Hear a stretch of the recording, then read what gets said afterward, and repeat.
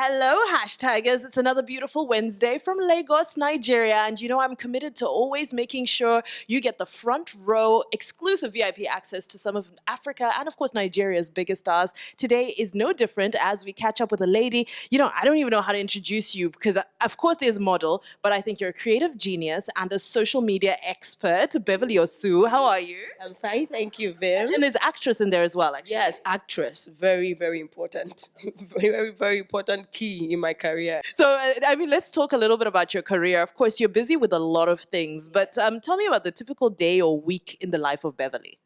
A typical day is me trying to create content, me trying to, I feed my brain a lot with things I've never seen before.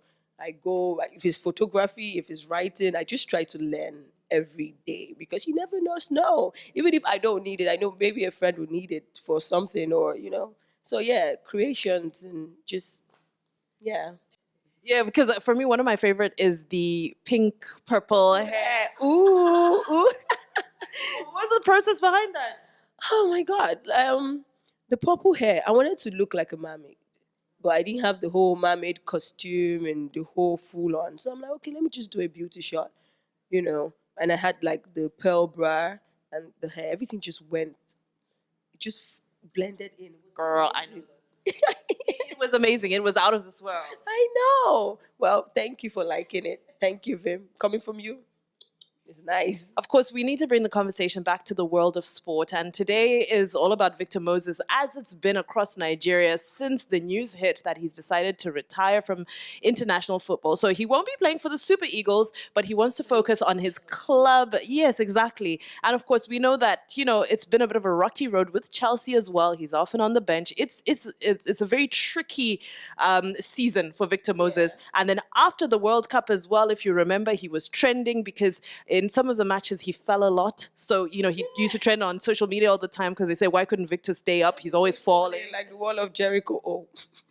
That's what they were saying on social media. So your first thoughts, when this news hit, such a superstar who looks like he's most likely geared up to be the next captain of the Super Eagles. And he's still he's 27, so he could very well still play in another World Cup or push Nigeria to play in another World Cup. So the first thought when you heard the news, what was that? Is he 27?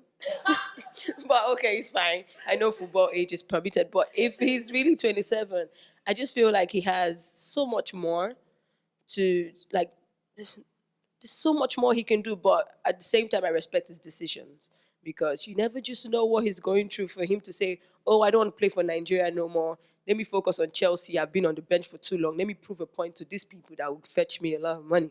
Let me just be there. You can't be lukewarm. You can't be in and out. So, well, if that's his decision, then who are we? Let's just respect his decision because we're not in his life, really.